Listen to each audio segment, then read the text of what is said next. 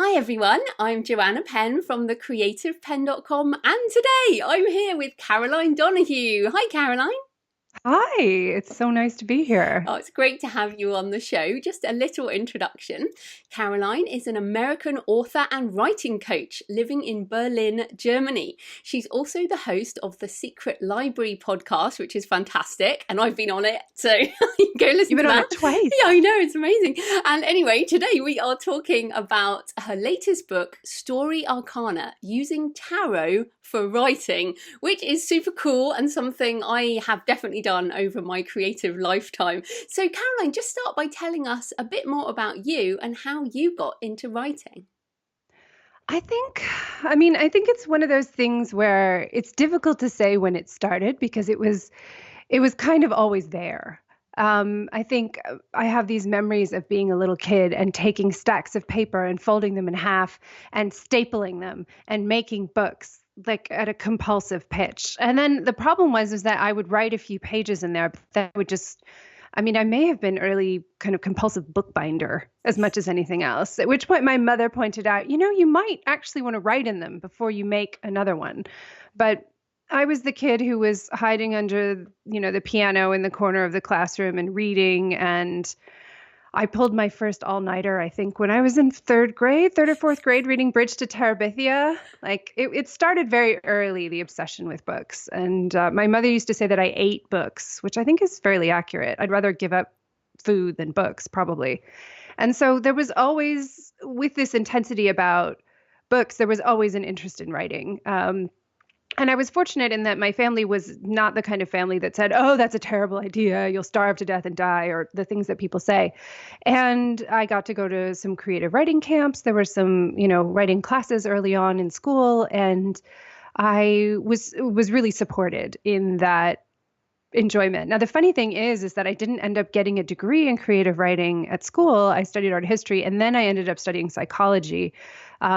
Which has actually been a better degree for writing in some ways because just getting into the way people work and the way that they think has continued to engage me. And I think as a person, that people have called us scanners or multi-passionate or, many, many interests.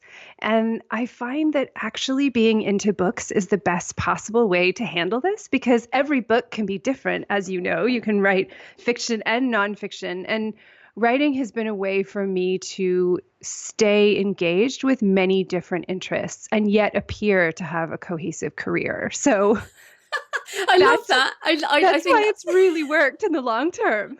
I totally get that, and I think that works really well. I feel the same way. Like we can do our research however we like. I mean, I have a second degree in psychology, and also art history comes into a lot of my books as well. So obviously, you and I have a lot in common. We always talk about this. Totally. Yeah, so let's get into the tarot because Yeah. I feel like the tarot has a lot of, in fact, I blame Hollywood, I blame, Totally. media for making it sort of only gypsy fortune tellers and or satanic rituals use tarot cards. So give us, tell us a bit more about what tarot is and some of the misconceptions that there might be out there. Well, one of my favorite sort of debunking statements about the whole kind of is it a satanic tool is a friend of mine, Susanna Conway, always says, well, they're just bits of cardboard with pictures on them. Like that's what they are. And I think about, there are a lot of tools out there that are used for communication and exploration. And I think people thought the telephone was kind of a satanic tool early on because it appeared to, it allowed people to communicate over long distances in ways they wouldn't normally be able to do. So I think the tool itself is actually quite neutral.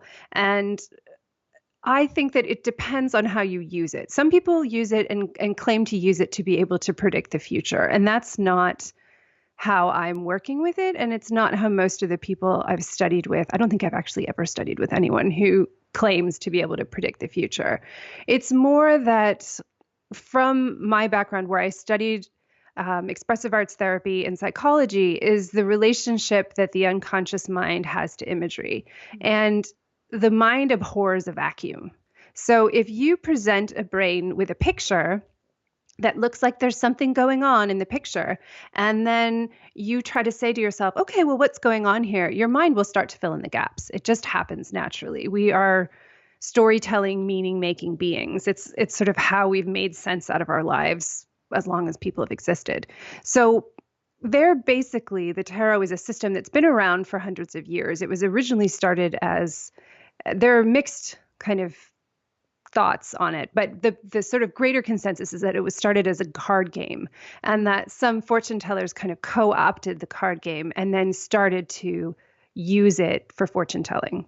So it wasn't even intended as a fortune telling tool from the beginning, but because it's had this long association, a lot of people get nervous and freaked out about that. And there are some relatively scary pictures on it. People get scared of the devil card, they get scared of the tower, they get scared of death, these kinds of, they're not light topics. But I think that, life isn't light either. If we look at it below the surface, it's not like life is puppies and kittens and flowers everywhere, and we never have to deal with anything dark. In many ways, I feel like the tarot is a more honest representation of our experience as people, because it does include dark imagery. And good books include dark stuff. They're not just sort of la, la, la, everything's beautiful, the end. We might want to write one of those sometimes because it would be kind of a relief, but I don't write those. And Neither do most of the people I read, no, you definitely do not. And most of the people that I know who read books don't want to read those either. Yeah, I agree with you. I think there's something on that deeper level. Oh, you just reminded me there of James Bond, Live and Let Die. I think that the Hanged Man and the kind of, the sort of voodoo stuff coming up from the grave, and it's been associated with stuff like that. But actually, as you say, I love that. Just pictures on pieces of cardboard. That's fantastic. I love it. Yeah, bless you, Susanna, for that one. But it's true. They're an inanimate object. There is no power inside of them that's going to change or control your life. It's a way for you to trick your unconscious to giving you information that's not readily available. No, it's like almost like a writing prompt, I guess, when we're talking about writers. So just talk a bit more, I guess. So the symbolism of tarot. So maybe just pick a card, any card, and talk a bit about how the symbolism of a card might help us access that unconscious mind. Well, I think that the one that I've focused on, because there are 72 cards in the deck, and I have only focused on the first 22 in this book, because I feel like they're a set. The Major Arcana is traditionally looked at as a set. And for those who don't know much about tarot, there's the Major Arcana and there's the Minor Arcana. And the majors have, in all decks, they have big pictures on them and they have big names, and they are big types like the Hermit or the Fool or the Magician. Anyone who's Googled tarot sees that yellow picture from the Rider-Waite with the guy with his arms outstretched and the symbols around him. That's sort of a standard image. So that's the Major Arcana, and they represent major turns in the road, big changes. And the minors are more everyday incidents. And then within that, there are the court cards, which are people. And so I'm planning to write about those later in terms of plot, and the court cards, I think, are more about character development. So I'm going to play with those later. So in terms of pulling cards in order to work with them in a story, sometimes what you'll see is that, I don't know if anyone has this issue. I have this issue sometimes when writing a character. It feels a bit forced, or it feels like I'm kind of the characters mouthing what I want them to say, or they feel a bit like a puppet. And there has to be some kind of unconscious motivation going on, maybe that the character isn't even aware of, because we do things all the time not realizing why we're really doing them. And you want your characters to feel more like real people.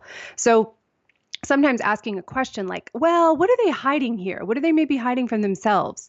And then pulling a card and seeing what comes out, then you can start to turn it into a puzzle. So say you have a character who's a really, really friendly, helpful, kind-hearted character, and then you pull a card, and the card underneath that's hiding from them is something like, I'm not going to be too crazy like the devil, but if they had something like the Hierophant hiding underneath, And the Hierophant is about institutions of thought. It's also about this sort of institutionalized religion, organized thinking, society, and that sort of thing. So you might have a character who appears to be extremely helpful, but if you look at their underneath agenda, they're really trying to push a system. They might be trying to convert somebody. They might be trying to put them in a box or have them make sense. So it's a way to make a dynamic just a little bit more sophisticated. And often it doesn't take that much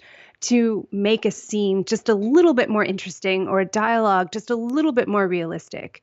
Because, if you have a scene that's like, "Hi, John, I've just been to the store. They were out of milk." And he says, "Well, damn, I'm really sad that they were out of milk." Well, that's not going to be that interesting. But if what's really happening is it's, a man and woman, and he thinks she hasn't really been to the store. He thinks she's been sneaking out to see her lover. If you find that underneath, if you pull the levers and see, ooh, maybe somebody thinks there's something else going on, then the thing about the milk can be pretty dynamic. Mm.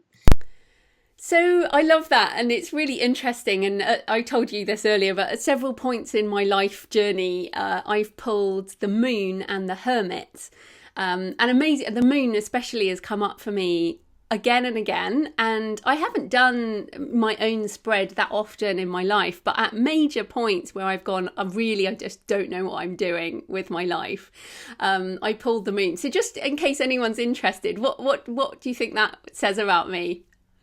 Well, I mean, those are like the most beautiful introvert cards for the first reaction for those two. But I think the moon is about intuition, and it's about, the moon comes out at night, and it's illumination that happens at night. And it's also on many decks, if you're looking, I think you said you had a Rider-Waite, but if you look at a Rider-Waite moon, you'll see this crazy lobster crawling out of the water. There's a lot of weird stuff going on in the moon. There's like a wolf howling, and there's usually this lobster coming out. And so I think that the moon to me represents looking at the unconscious and seeing what comes up from the depths if you really pay attention to that. So if you're working with the moon, it's not all going to be out in the open. It's not like, say, the sun, another card, where everything will be really obvious up front, everything's good, it's easy. But the moon is like, you have to stay, you have to wait until it gets dark out, you have to wait until some light comes out, and then the stuff's going to start coming out of the depths. And then you'll be able to see what's really going on. So to me, it's about patience. It's about not being afraid to find inspiration in the darker portion of your exploration. And it's also about trusting your intuition and trusting yourself and not expecting it to be like all out in the front with a blaring sign, like, here it is.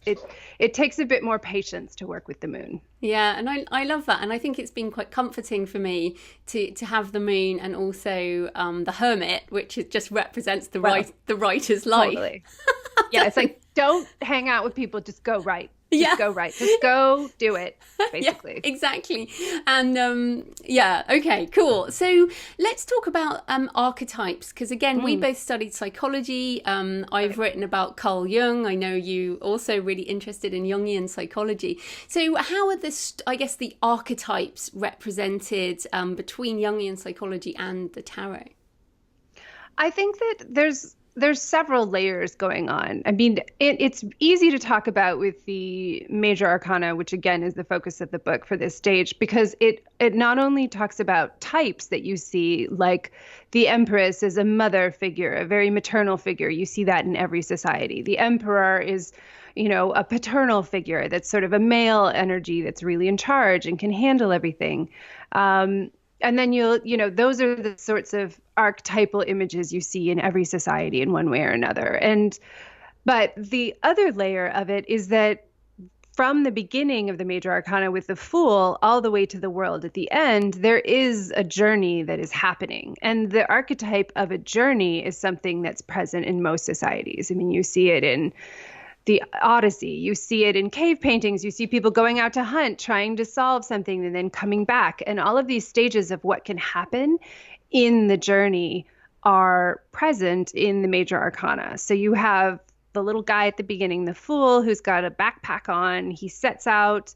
You get to the Magician. He's got a sense of, okay, I'm feeling a sense of mastery. And then he goes through all of these stages, leading to the cards that scare people and that everybody wants to throw back in the deck whenever they pull them, like the Tower, or which is, everything falls apart, and like the Devil, which everybody thinks just means the worst possible thing happening. I don't, but we can talk about that if you want. And then also, death, which is sort of an ending, things that have to be, and that can be a literal death or it can be a metaphorical death where a relationship dies, something in a storyline dies, something happens. I mean, death is pretty much as primal an archetype as you can get. And then it comes out the other side with things like the sun and the moon and the star, which is a bit of hope and moving forward into a sort of reckoning with judgment. And then you get to the world, which is sort of like, okay, now we've come full circle, literally like a globe. We've come full circle. And then you start over. And so one thing that I focus on in the book that I think is important is that there's 3 levels that go through this major arcana journey, which is an archetypal journey. You have your characters in the book will go through their own journey, figure things out, learn things, maybe not learn some other things, and they will reach a point at the end. The book itself will go through its own evolution, points where the book is working, when the book is not working, when you want to throw the book in the garbage, feeling like this was a stupid idea, I shouldn't have written this book. And then, oh, wait, I figured it out. You get through the Tower part where the book is terrible, and then you have some hope, and then you get to the end, and then you get to the world, and there's your book. But it's also for the writer, because anybody who writes knows that part of the reason that we want to write is that we want to be transformed by the process as well. If it was we were exactly the same as we were at the beginning every time we write a book, I mean, that would get pretty boring for me. So those 3 layers are happening, and you can follow those archetypes through the journey of the major arcana in the tarot. Yeah, wow. It's so interesting. And I mean, this is the truth about writing, isn't it? You can go all these different layers and levels. And like you say, it can be our journey as writers. It can be the journey of the characters. It's just fascinating. There's so much in your book. It really is like jam-packed, amazing stuff. But I am interested because, of course, you also do readings for other people. You do readings for other writers. So, I do. But if people want to do their own reading with your book, like how would they do that, or how do you do it for other people? Well, I think the way I started was basically that, like you, I was getting the same cards all the time for myself. Like I was sort of I would go through phases, and it does change, but I mean, they kind of know. I would use a different deck. I would change. It's like, nope, you're still getting the whatever it was. You're still getting the Hanged Man right now. Like you're in limbo. Too bad for you. And so I said, well, there's cards I'm just never drawing. So I want to learn. So I decided I was going to do 100 readings one summer. And I just told anybody, I'm doing it by donation. I really just want to build more of a relationship with these other cards that I never pull. And then I ended up doing one of those readings for someone who was working on a book. And they said, I don't really need a reading for me. I feel okay about me, but I'm really getting stuck on this book. So what we did was we looked at what was not working with the book. Where was the stuck point with the book? And then you start to ask questions and then pull a card and then look at the card. And like we discussed earlier, your subconscious will start to fill in answers. So you can ask questions, and it's best if they are who, what, when, where, why kind of questions. Why is really good. How is pretty good. What's missing is good. You don't want to say, is this book good? Yes or no. That's really not going to work very well with the tarot. They have to be a little bit more like prompts where you would want to do some journaling after you do it. But I do put a couple of spreads that are examples of ones I've created, especially for writers, in the book. One is which is like working with dialogue. So if somebody's having a conversation, you can pull a card for each character, and then you can pull another card underneath each character to say, what are they really trying to talk about here? Because no one ever talks about what they actually are talking about in a book, or they shouldn't, because otherwise you get things like, oh, George, we must run forth before the explosion happens because it will kill us all. And this is not expository dialogue at all. It's just, you don't want that. So there has to be something going on underneath. So picking something for your surface level and then picking for things underneath is really helpful. Another thing that's helpful is if you get into this situation, I don't know if anyone else has this happen, it happens to me all the time, where my character is in location A, I need to get them to location B, and they don't seem to want to go to location B. It just feels unnatural, or it's like, oh, I got to get them there, but it feels really far, and what you can do is, I used to live in Maine for a while at one point. And one thing that they like to say is like, oh, you can't get there from here, because the roads are constructed in such a way that it's very difficult to get to a place that looks very close by. So I had a spread in my head that I called the "you can't get there from here." So you pick a card for where the character is now, you pick a card for where they're trying to go, and then you pick another one for in between and then start saying, oh, that the people in there are, there are cards. You don't have to know what the tarot means. I would hate people listening to feel like they have to go buy a bunch of tarot books and study it and learn it. It's not like learning a foreign language where you can't interact with it if you don't know what the words actually mean. Because they're pictures, you can look at the picture, and it's more important that you decide what that picture looks like to you. So if you see something like the Five of Wands and there's a bunch of people trying to poke each other with long sticks, and you say, oh, looks like they're in a fight. It's not going well. Maybe if she got in a fight with somebody, then she'd want to leave, and then she could go to this other location. So it's more important that your unconscious kicks in when you're looking at the cards, so that your associations and your understanding of your story is what allows it to mean more and to give you some aha moments. I love that. I love the idea of the two levels of the dialogue and then what's actually going on underneath. That's a really good tip. I love that. I'm going to try that. That's fantastic. Yeah, it's fun. Yeah. So let's talk about the decks because, as you're in art history and I love visual images and have looked at a lot of this stuff. And the interesting thing is there's not one tarot deck that everybody uses. So there might be one card called the moon as such. But if you buy a, Native American deck versus the Rider-Waite, as we've mentioned, is the kind of maybe the best known, but we've also got the Thoth deck in our house, which my husband likes, and I know you have other ones. So tell us a bit about like the deck or decks you prefer, and also does it matter? I mean, and why are the images so different? Well, I think they're different. Well, there's a couple of things in there. So I don't think first of all, I will say it does not matter what deck you get as long as you like it. So if you respond to the imagery and the imagery feels really exciting or rewarding, or it connects to the kind of thing you're trying to work on, then I think it's completely fine. I don't think there's no one deck to rule them all. That's just, I don't think that exists, especially now when there's new decks coming out all the time. The Rider-Waite-Smith is sort of become one syntax. So there are a lot of decks that will take the illustrations that Pamela Smith originally did. And that was one of the first, I think that was the first deck to have illustrations, not just for the Major Arcana, but for the Minor Arcana.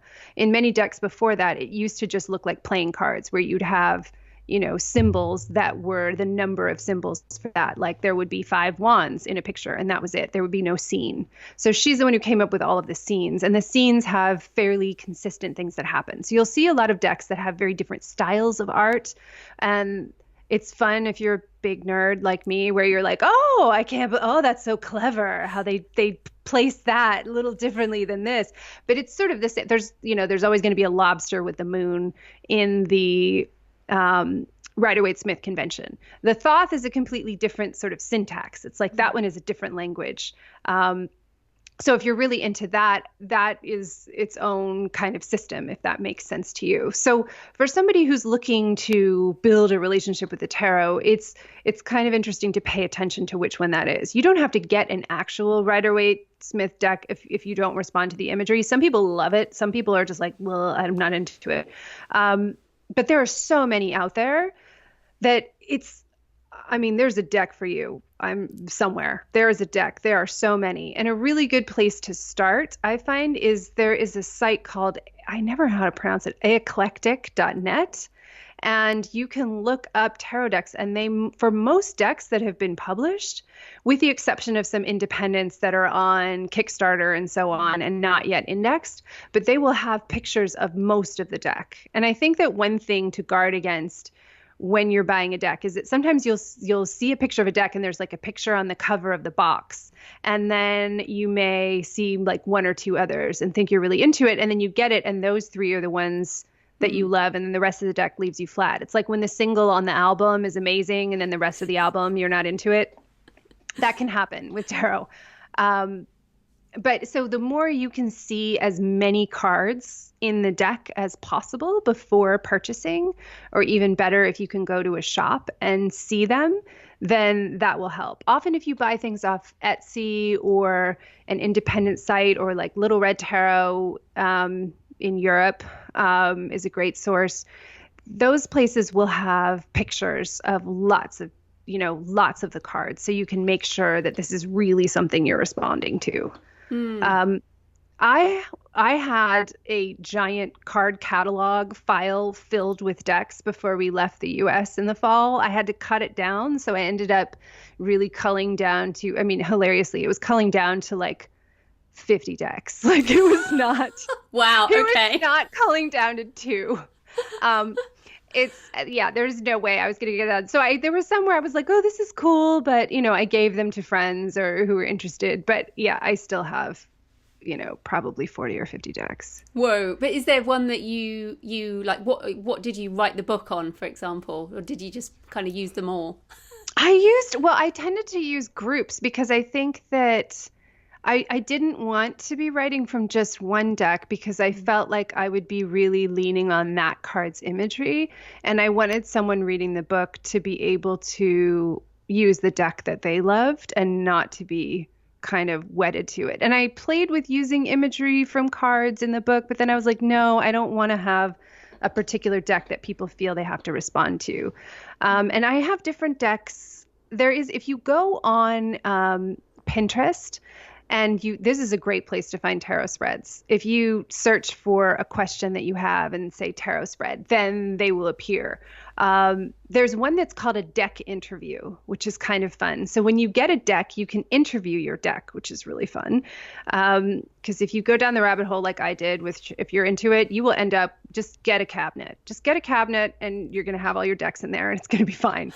But there are different decks that have very different imagery. Like I have one called the Bohemian Gothic that's hilarious. And it's like old fashioned, crazy Dracula, kind of stuff. Like I'm not going to use that to write a romance scene necessarily, or if you're writing a romance novel, you may not want that deck. So you may have, but if you're writing like an adventure kind of suspense plot, you're probably not going to use like the cat tarot, of which there are many. So I think that you can have different decks that work for different situations. And one of the things in this deck interview spread is you can say, what are your strengths? What are your weaknesses? You pull cards for this. And then it says, what should we work on together? So you could look at, maybe this deck is really into dialogue, or maybe this deck is really into character development, or it's really into crime novels. And maybe you have another deck that's really, really into romance novels. And maybe you have another one that's really into literary fiction. It's tough to say. But I like the idea that they all have their own personalities, and they're really into different kinds of subjects, just like we are. And that the art will activate different parts of your brain that, will work well for that. I mean, that said, all that really matters is that you like it. Mm. Yeah, and I think it's interesting because when I was reading your stuff, I was like, oh, I should look at some other decks, and then I fell like into the rabbit hole, as you said. Oh boy! Yeah, and I was like, okay, I'm backing away now because you got to back away. It's so cool, but it's also like whoa, intimidating. So I'm back to my rider weight, but it's definitely beautiful as well. I think this is really important, like to stress that this is, writing prompts can so often be written. Writing prompts are written, whereas this is almost a writing prompt from something visual. When I'm a visual writer, like I'm often looking at visual stuff to prompt my writing. So if people listening are in that phase, then that really works. Definitely. I mean, I think it's just, I think it's helpful to have different kinds of prompts. You can even just say, I feel like writing something, pull a card, and just see like, okay, well, look at this picture and say, okay, what would a circumstance be surrounding this scene? And just start writing that and see what happens. Mm. Cool. So, I wanted to ask about your podcast because you have the Secret Library podcast, which is amazing, and you interview some like seriously famous writers, a lot of literary fiction, a lot of kind of prize winners, and really interesting guests. So, I definitely urge people to check out the Secret Library podcast. But I wonder because you have interviewed so many super successful authors. Are there any commonalities that you see in those writers that you've kind of learnt over the years?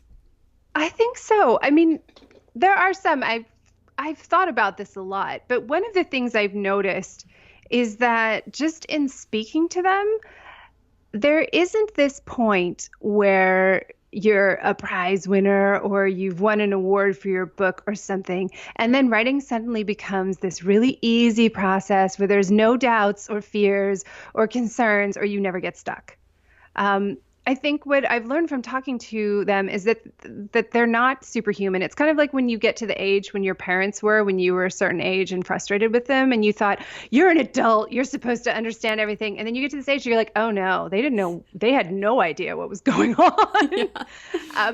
It feels a little bit like that, which is not to say that these writers don't know what's going on. It's just that I think that for many years, I thought when I was trying to write books, that when I got really stuck and didn't know what to do, that was an indication of my lack of skill, or that it was an indication that I didn't know what I was doing. And in talking to so many authors who hit that point and yet work through it and continue, that point of feeling like I don't know what I'm doing right now is not an indication of failure. It's just part of the process.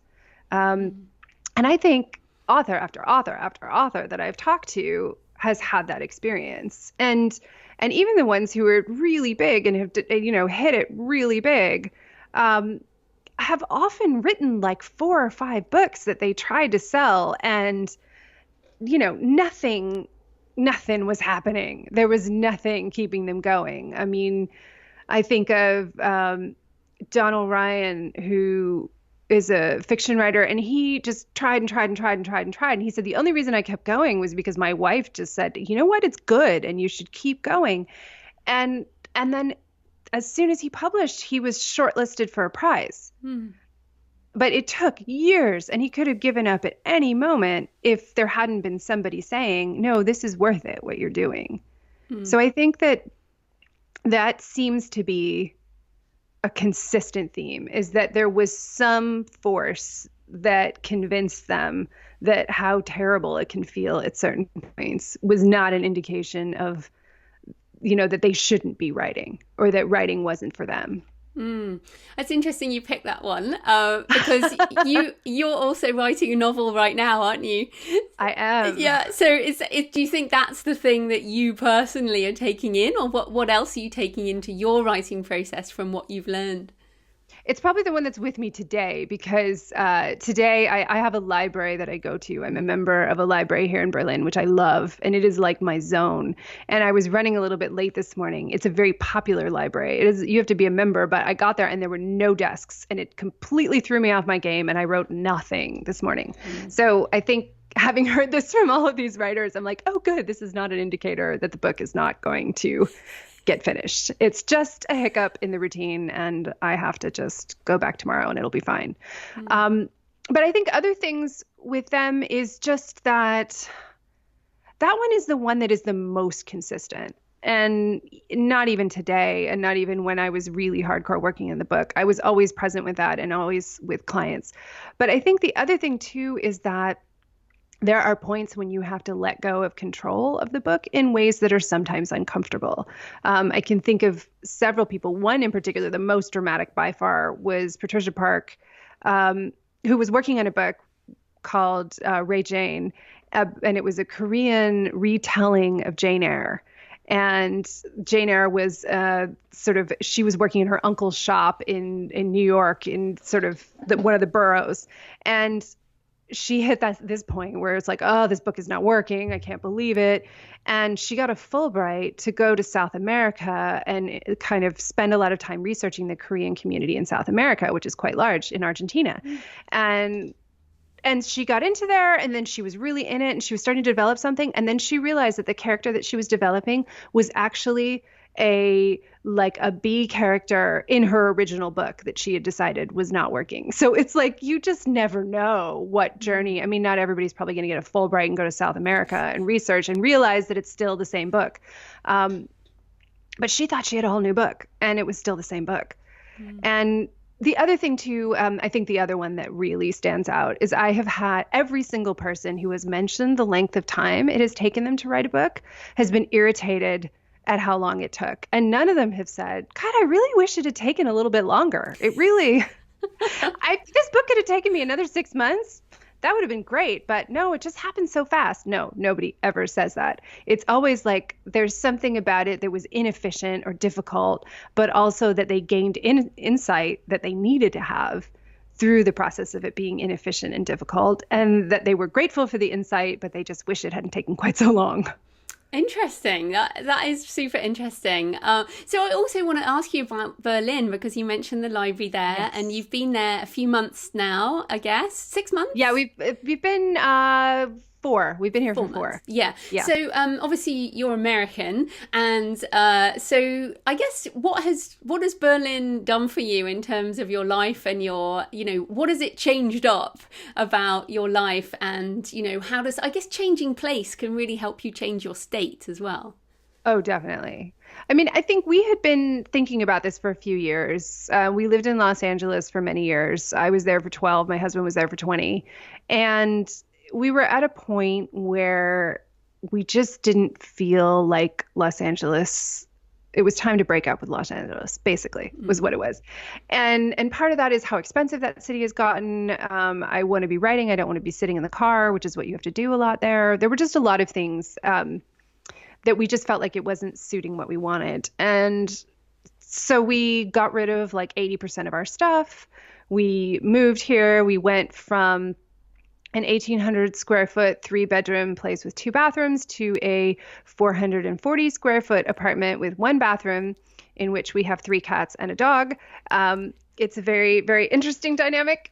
This is a temporary flat. We will be in something larger before long. But I think we just wanted to cut away all of the distractions and all of the things that were keeping us from doing creative work. My husband's an artist. He's an illustrator, animator, designer, and then I'm writing. And I just felt that there were so many life admin it just takes forever to get anywhere in LA. There was just a lot. And it was just all of those things were taking away from the writing. And also a majority of the book I'm writing right now is set in Berlin. So it turns out it's quite difficult to write a book that's set in Berlin when you're in Los Angeles, because they are not very similar. So I think some of it is, being in the location of the place that I'm writing about is a huge support. And I think that just the European sensibility was one that we have always been interested in and supported. Like, we just couldn't do the 10 days off a year anymore in America. You have to make 150 to 200,000 to even consider having significant savings, that just to pay for your life and all of those things. We're like, that's just not sustainable. And it's not sustainable doing creative work unless you want to work 80 hours a week when you put your creative work and your day job together. So we just wanted to pull the plug on all of that, which has been wonderful. And to be somewhere where kind of just the prevailing value system is not that people should be ground into dust by their work lives. So I'm feeling extremely liberated by that. I'm feeling very grateful to be here. I'm very grateful not to have a car anymore. It's a big thing, isn't it? Like, people it's amazing. You can just walk places.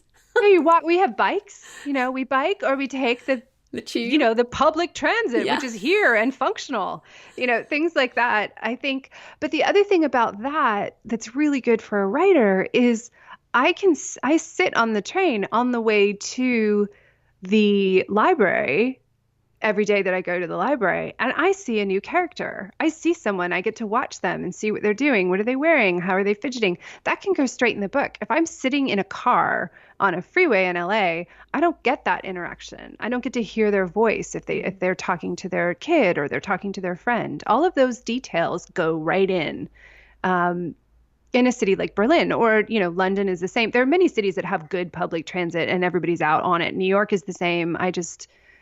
We were not built for New York. You really have to want that one. So being here and being able to be a part of that. And the other thing too is, like, as an American, things are different here. They look different. The sidewalks look different. And I love that. So I enjoy gobbling all of that detail up.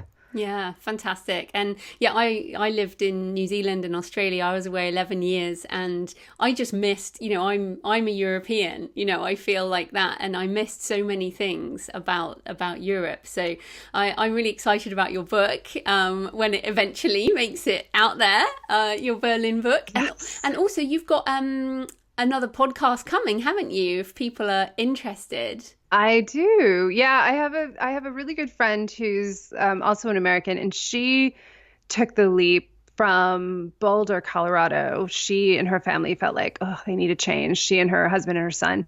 And there's been a tech boom in Dublin. Mm-hmm. And she's worked in that field for ages. So they went to Dublin, and they've been there for 2 years now. And so we decided, based on so many conversations that we would have with people, that are like, oh, that's amazing that you've moved to, I could never do that. That's really amazing what you've done. And we said, well, actually, it's just a series. We've both been project managers. So we're like, well, it's just a series of practical steps that you can follow. If you know what they are, it's really not that bad. So we wanted to do a series of episodes of just short, kind of actionable, this is how we've done these things. And that is the GTFO podcast that will be coming. What does that stand for? It stands for Get the Feck Out. We're going with the Irish feck rather than the other. Yes, fantastic. So that we don't get kicked off of iTunes. That is a good idea. And this is a clean show, and that word is clean. Yes, I know. That's fantastic. So where can people find you and everything you do online? They can find me at carolinedonahue.com. And then they can find the show at the secretlibrarypodcast.com. And there's links to everything. I'm on Instagram and Twitter and everything, but all of those are on both of those sites. Fantastic. Well, thanks so much for your time, Caroline. That was great. Thank you so much. It was such a treat talking to you, as always.